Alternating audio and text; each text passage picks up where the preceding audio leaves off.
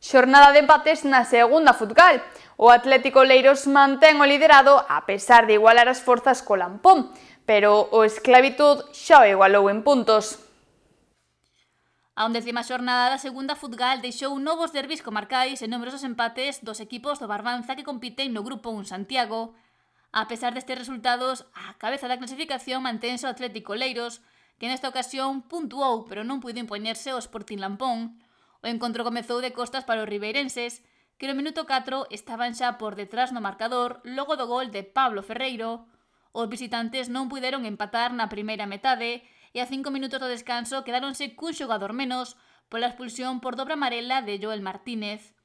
A pesar desta circunstancia, o Oleiros repúxose e igualou a contenda no minuto 53 grazas ao gol de Pablo Sampedro, que repetiu no 61 para darlle a volta ao marcador.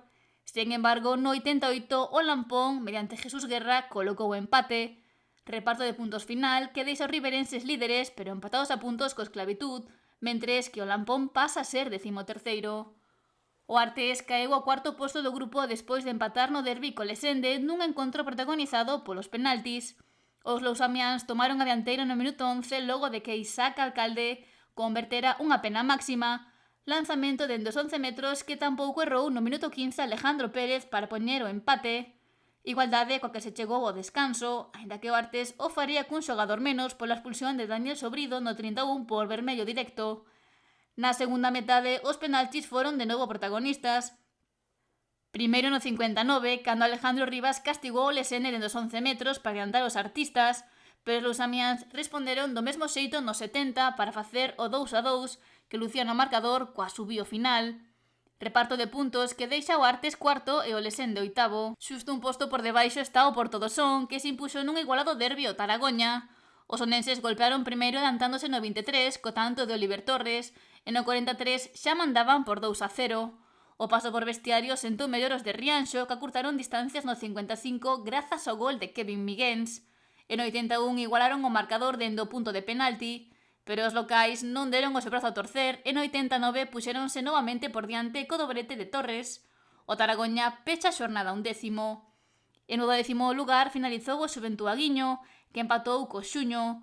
Os locais adelantáronse no minuto 7 tras a boa finalización de Pablo Rego, pero no 25 Fernando Millán colocou o 1-1 e no 40 Juan Rial deu a volta ao marcador. O Aguiño tivo dominio no segundo tempo ata que o Xuño empatou no 90+2, obra de Nián. Reparto de puntos que deixa o Xuño penúltimo. Mentres que no antepenúltimo lugar está o Cruído Noia B, que foi superado polo Luaña. Os visitantes colleron cedo unha vantaxe de 2 goles, pero o filial noiés empatou no 42. O Luaña adiantouse novamente no 60 e no 86 o Cruído acurtou distancias, pero os visitantes pecharon o triunfo no 91. Esta fin de semana non haberá competición na segunda futgal que regresará o 14 de decembro.